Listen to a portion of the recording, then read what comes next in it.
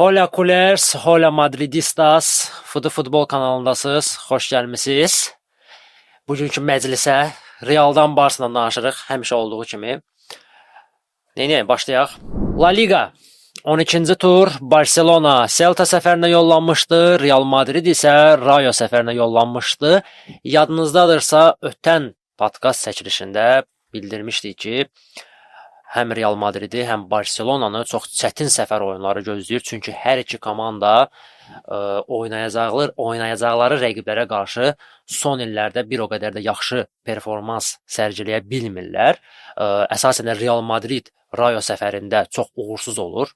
Və mən təxmin etmişdim ki, qrantlardan biri xal itirəcək və belə də oldu, Real Madrid xal itirdi.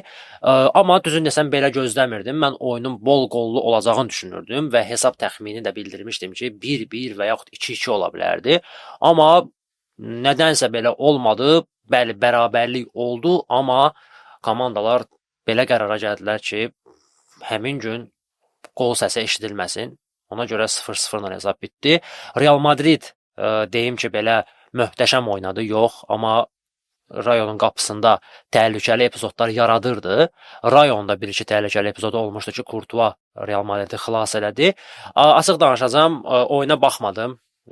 Həmin zaman biz Neftçi Qarabağ oyunundaydıq. Təəssüflər olsun ki, simpatiyam olan Neftçi komandası Qarabağa məğlub oldu. Amma ümid edirəm ki, Neftçi yaxın illərdə özünə gələcək və göstərəcək ki, Azərbaycan futbolunda çox böyük yerlərə layiqdir. Forza Neftçi. Celta Barcelona 2-4. Açığı deyim, belə bir oyun gözləmirdim, amma yenidən validollu oyun oldu. Barcelona bizə söz verib ki, validolsuz bizim oyunlarımız keçməyəcək. Hər oyunda validolumuz, nə bilim, valeriyanımız, dərmanlarımız yerindədir. Yığışdırırıq, qoyuruq qabağımıza. Barcelona oyunlarına baxırıq. Nə deyim? Əslində komanda bir o qədər də pis başlamamışdı oyuna. Topa nəzarət edirdi, hər şey qaydasındaydı. Amma bir nüans var. Xətlər arası boşluqlar. Əsasən də yarım müdafiə və müdafiə arasındakı o boşluqlar rəqiblər tərəfindən çox rahat şəkildə çözülür. Çox rahat. Biz oyuna Novruzla bir yerdə baxırdıq. Familiya Bars Azərbaycan fan klubunun adminlərindən biridir. Biz bir yerdə oyuna baxdıq və doğrudan da əsəb keçirdirdik. Yəni stres, əsəb, yəni deyirəm, dərmanlarımızdan tərpənə bilmirdik. Yəni belə olmaz. Belə olmaz və sizdən bir xahişim var. Zəhmət olmasa bu videoya baxdıqdan sonra YouTube'da, nə bilim, TikTok'da, Instagram'da keçin Barcelona'nın bu mövsüm keçirdiyi oyunlara baxın, shortslara baxın.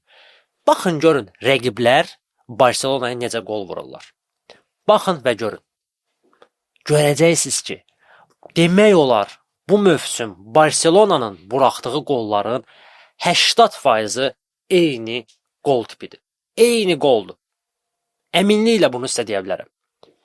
Müdafiənin arxasına ötürülən ötürmə, cinahlardakı o boşluq, yarım müdafiə ilə müdafiənin arasındakı o boşluq, mərkəz xəttdə, yəni cərimə meydançasının içərisinə ötürmə, ruslar demiş prastrel və kimsə orada bitirəcək. Ya Şesni quşlayacaq, ya müdafiə quşlayacaq. Bu artıq şablona çevrilib. Bunu Celta da edir, bunu Real Madrid də edir, bunu Brügge də edir. İstənilən rəqib bunu bizə edə bilər. Artıq rahatdır. Yəni çox çözüblər bizi. Bunu düzəldə bilmirik.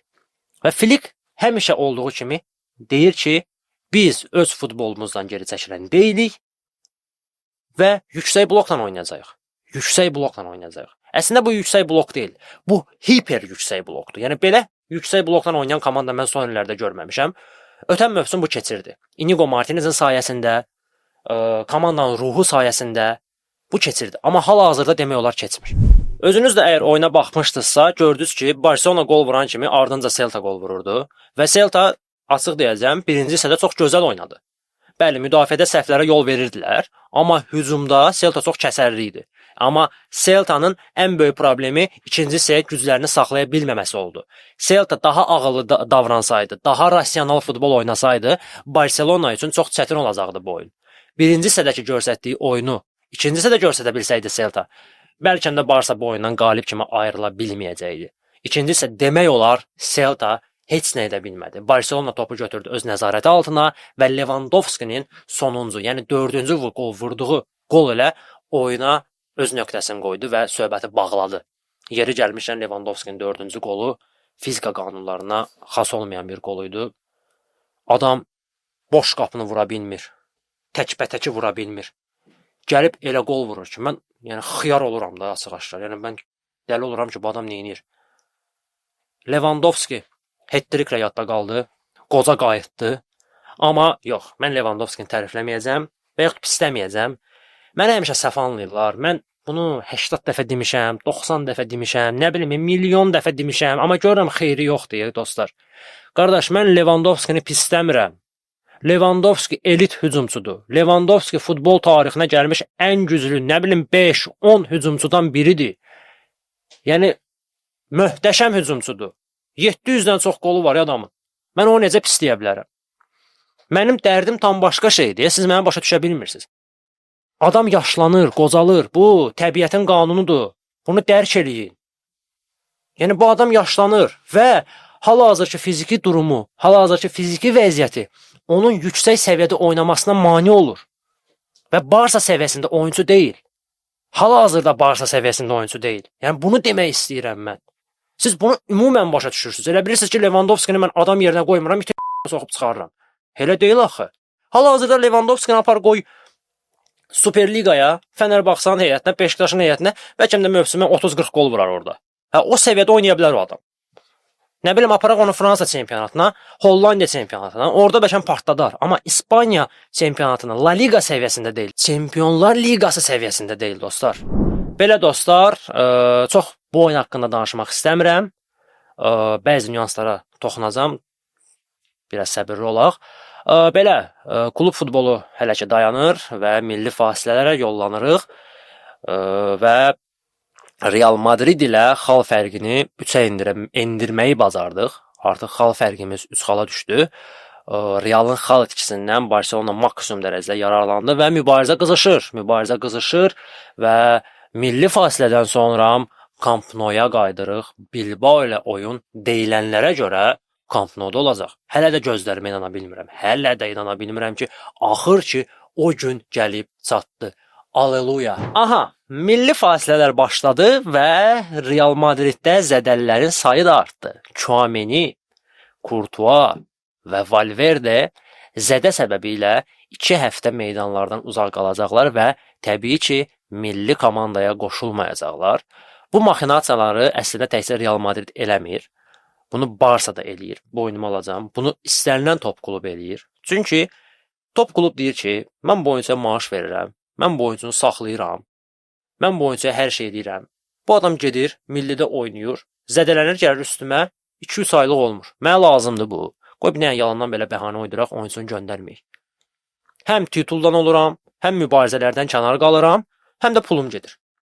Bəli, anlayıram, hər bir oyuncu, hər bir futbolçu öz milli komandasına borcunu qaytarmalıdır. Yəni son nəfəsinə kimi oynamalıdır. Necə klubda oynayırsa, millidə də elə oynamalıdır. Amma özümüz də hal-hazırda görürük ki, futbol o vəziyyətə gəlib çatıb ki, oyunların sayı o qədər çoxdur ki, yəni oyuncular da çatdırmır. Fiziki olaraq çatdırmırlar. Yəni bu qədər oyun sayı olmaz. Artıq zələ xəbəri eşitməkdən bezmişik. Bu La Ligaya aid deyil, ümumiyyətlə bütün liqalara aiddir.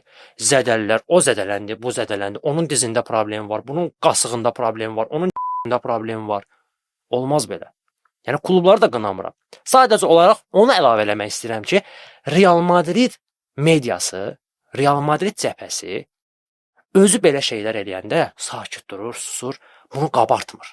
Amma bunu Barcelona eləyəndə bunu qabardır, Barsanın üstə gəlir ki, milliyə oyuncu göndərməmək üçün belə addımlara yol atırlar. Misal üçün Lamin Yamal. Lamin Yamalın qasıq zonasında problem var. Bildiyiniz kimi bu problem artıq neçə aylardır ki, davam edir. Hətta futbolçu bir müddət meydançalardan uzaq qalmışdı.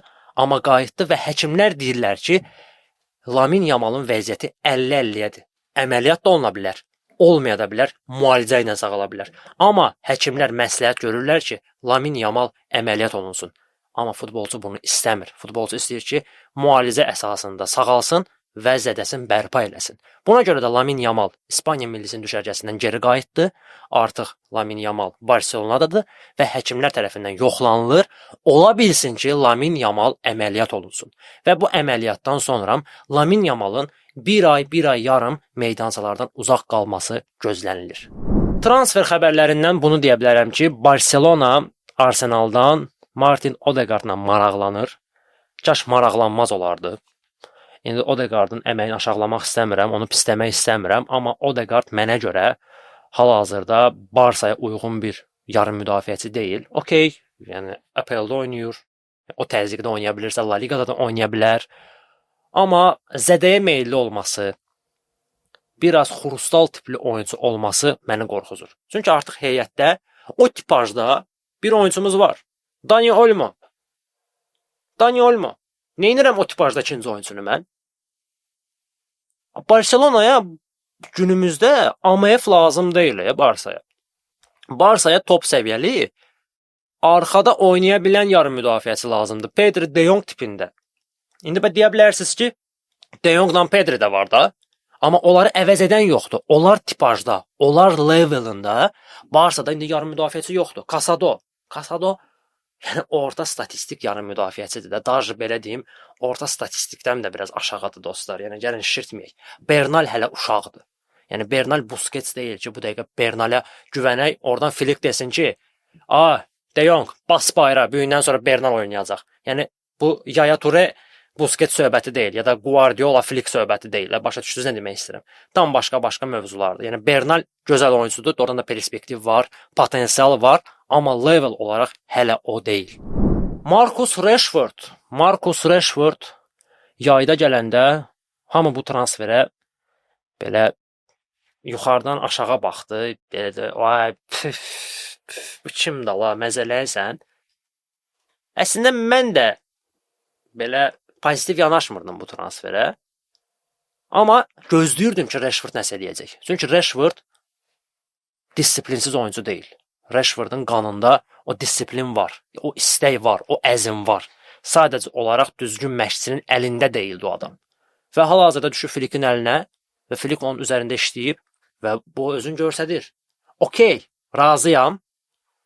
Marcus Rashford hal-hazırda Barsada top bir fiqur deyil. Bir nömrəli fiqur deyil. Qayıdıb deyək ki, Marcus Rashford komandanı daşıyır. Okey, gol, assist, hər şey var. Amma lider deyil. Bu dəqiqə hücumda o olmasa belə problem olmaz. Rafinha'nın daha yaxşı ola bilər bəlkə. Amma Rashford əlindən gələn artığını da eləyir. Yəni Rashford bu mövsüm 16 oyuna 6 gol 9 assistlə yadda qalır.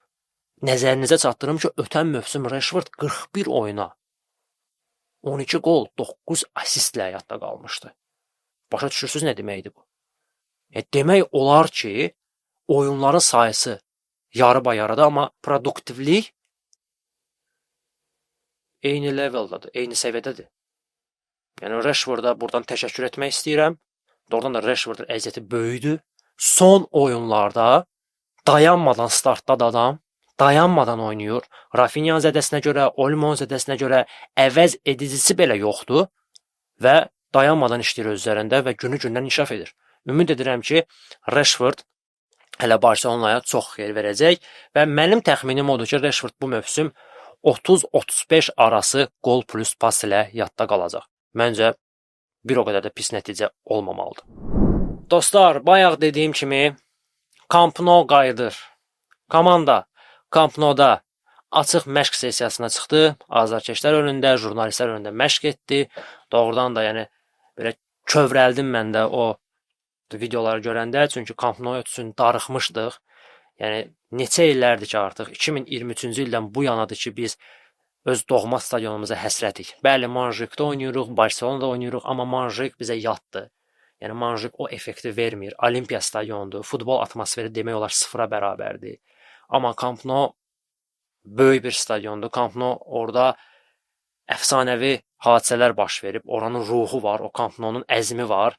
Axır ki ora qayıdırıq və doğrudan da Barcelona son illərdə bəzi yerlərdə, Xavinin dönəmində və yaxud Flick'in indiki dövrlərdə bəzi uğursuzluqlarının deməyim ki təməli, amma bir açar kimi problemi elə Camp Nou-nun yoxluğudur. Çünki komandanın stadionu yoxdur. Bu mövsüm komanda bir oyun Manjukda oynayıb, bir oyun Johan Cruyff adına stadionda oynayıb. Yəni belə şey olmaz, yəni belə olmaz. Axır ki qayıdırıq Camp Nou-ya və Camp Nou-ya oyunçularımızdan əvvəl də bir legend gəldi.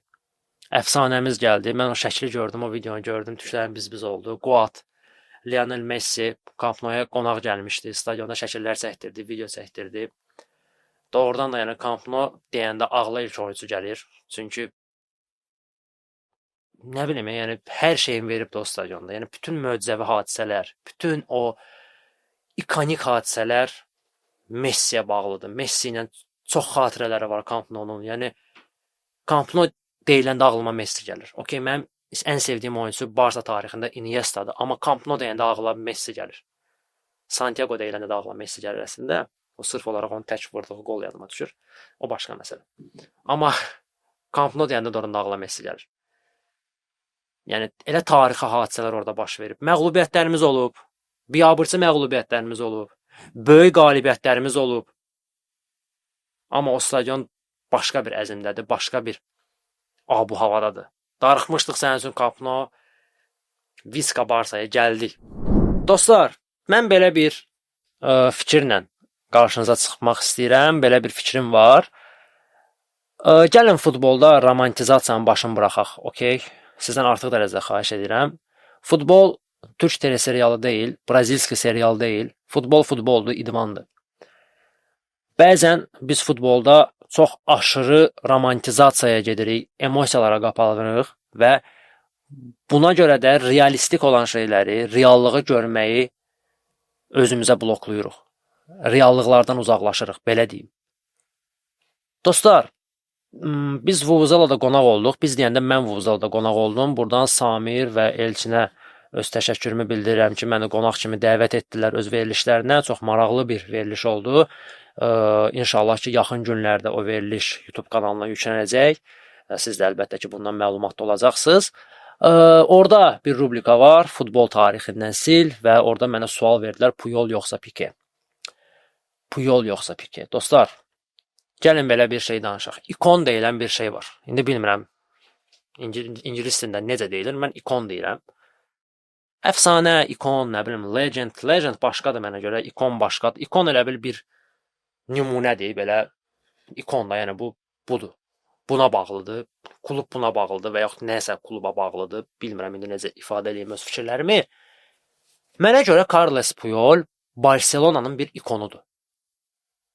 Yəni Barsada ikon kimdir sualını versən, ağla nə Cruyff gələr, nə Messi gələr. Sırazu ağla Puyol gəlir də, yəni məndə sırazu Puyol gəlir. Və Puyolu çox sevirəm. Mən Puyol komandanın əfsanəsidir. Belə cəngavəridir. Yəni Puyol kimi kapitan olmayıb bu komandanın, nə dostlar? Yəni belə bir kapitan gəlməyib. Bəlkə futbol tarixinə gəlməyib. Yəni indi kiməsə görə öz kapitanı daha güclü ola bilər, amma indi demirəm ki, Puyol ən güclüsüdür.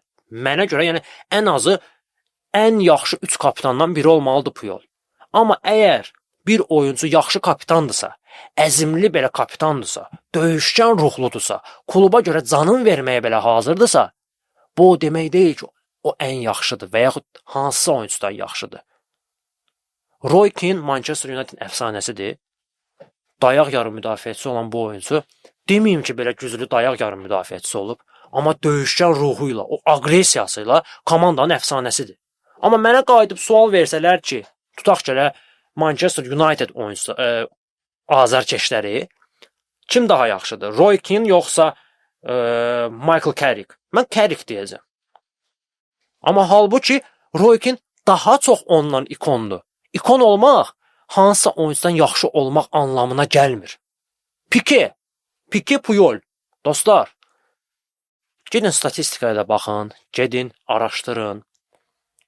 Pique elə belə müdafiəçi olmayıb. Dostlar, siz Pique'nin lap itin soğub çıxarırsınız ya. Pique elə belə müdafiəçi olmayıb. Bəli, Pique wow müdafiəçi də olmayıb. Yəni deməyim ki, top 3-dür, top 5, top 10. Bəlkə biz top 10-a da girmir sizə görə. Mənə görə girir. Amma o adam çox potensiallı olub, potensialından istifadə etməyən müdafiəçilərdən biridir. Liverpool azarkeşi var. Akşin, buradan onu salamlayıram. Biz onunla arada bir danışırıq, diskusiya qururuq futbol haqqında. O mənə çox gözəl fikir bildirdi bu yaxınlarda. Dedi Pique çox əla müdafiəçi idi. Pique çox gözəl müdafiəçi idi. Sadəcə olaraq Pique'nin bir zəif cəhəti var idi ki, Pique fiziki cəhətdən çox cılız idi. Bəli, hündür boyu idi. Bəli, cüssəli idi, amma bədən yox idi, arıq idi. Yəni Ramos kimi, məsələn Van Dijk kimi belə bədənli deyildi, əzələ kütləsi yox idi. Yəni hücumçu ondan qorxmurdu. O daha çox fiziki görünüşünə fikir versəydi, bəlkə tam başqa cür ola bilərdi. Pique Barcelona sisteminə Carles Puyol'dan qat-qat daha uyğun bir müdafiəçi idi. Yenidən deyirəm, statistikalara da baxa bilərsiniz. Görə bilərsiniz ki, hansı aspektlərdə Pique Carles Puyol'u qabaqlayır. Futbol anlamında hər bir aspektdə Pique Puyol'dan üstündür. Amma futboldan kənar, yəni mental cəhətdən Puyol Pique'dən üstündür. Yəni mental cəhətdən Puyol'a yaxın oyuncu adı belə çəkə bilmirəm mən. Maldini ola bilər bu, Cannavaro ola bilər, nə bilim, kimisə Roy Keane'in özü olsun. Sonra kimlər? Buffon kimi belə əfsanəvi qapısını deyə bilərəm, Casillas'ı deyə bilərəm. Yaxşı, sizə sual verirəm. Sizcə Real Madrid üçün hansı daha önəmlidir? Courtois yoxsa Casillas? Hansı daha çox iş görüb Real Madrid üçün? Sualıma cavab verin. Əgər siz Casillas deyirsinizsə, deməli siz futbola baxmırsınız. Bəli, Casillas ikondur. Casillas əfsanədir. Amma Courtois'un etdiklərini Real Madridin tarixi ərzində heç bir qapısı eləməyib. Courtois azı 2 Çempionlar Liqası qazandırıb bu kluba. Azı 2 Çempionlar Liqası qazandırıb. Bəli, Casillas da 2002-ci ilin finalı idi deyəsən, tam xatırlamıram. Əsas qapıçıları zədələndi, oyuna daxil oldu və gözəl performansla yadda qalmışdı. Onu da xatırlayıram. Elə bilməyin ki, bilmirəm. Amma Courtois'un Real Madrid'ə verdiyi töhfə Casillas'dan qat-qat üstündür. Qat-qat üstündür. Amma ikon olaraq, legend olaraq əlbəttə ki, Casillas birdir. Bu eynən Puyol Pique söhbətinə oxşuyur. Bəziləri deyir ki, Puyol olmasaydı Pique heç kim idi. Bunu Barsa azarkeşləri deyir mənə. Dostum, hələ buradan bilinir ki, sən Barsa'nın oyunlarına baxmamısan. Hələ deyirsən, söz olsun deyim. Qayıt da 2008-ci ilə. 2008-ci ilə qayıt gör əsas müdafiəçi tandemi kimi idi Barsa'da. 2008-2009 mövsümü. Pique demək olar əsas heyət oyuncusu deyildi. Əsas heyətdə Puyol və Marquez oynayırdı. Pique arada bir girirdi heyətə. Və demək olar normal bir tandem yox idi. Yəni daimi, stabil tandem yox idi Barsa'da. 2009-2010-dan sonra Barcelona'da tandem formalaşdı. Pique və Puyol. Və əlavə olaraq Militao var idi, Marquez var idi. Amma onu demək istəyirəm ki, yəni Puyol ilə Pique'nin stabil tandem şəklində oynadığı tək mövsüm 2009-2010 mövsümüdür. 2010-cu ildə Puyol'un zədələri başladı, diz nahiyəsində zədələri başladı və demək olar Puyol 2010-2011 mövsümü oynamayıb. Demək olar oynamayıb. Pique'nin yanında ya Abidal oynayıb, ya Mascherano oynayıb, ya nə bilim, kim oynayıb, Milito oynayıb. Milito sizcə top səviyyəli müdafiəçidir. Yəni bu adamın karyerası ərzində Barcelona'da belə başlı tandem quracağı adam belə olmayıb. Puyol'un eniş dövrünə düşdü. Milito'nun yanına düşdü. Abidal'la oynayır. Adam mərkəzdə Abidal'la oynayır, de dostum. Sən nə danışırsan? Deyirsən ki, Puyol'un şotun adam olub bu.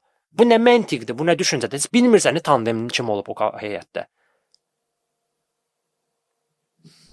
Pique daha səviyyəli, daha samballı müdafiəçilərlə oynasaydı, bəlkə də adı indi başqa yerdə səslənirdi.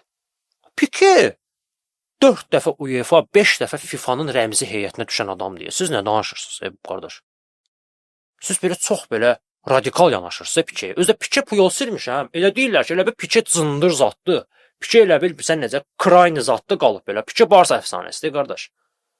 Siz nə danışırsınız? 600-dən çox oyunu var Barsanın heyətində. Siz nə haravızdan futbola baxırsınız siz? Puyol Araujo deyilsəydi, mən Puyolu silsəydim, o başqa məsələ. Pique özü elə belə zəif müdafiəçi olmayıb. Yenə deyirəm, bəzi nüanslarda öz üzərində işləsəydi bu adam, bəlkə də adı başqa yerlərdə idi. Öz üzərində işləmədi.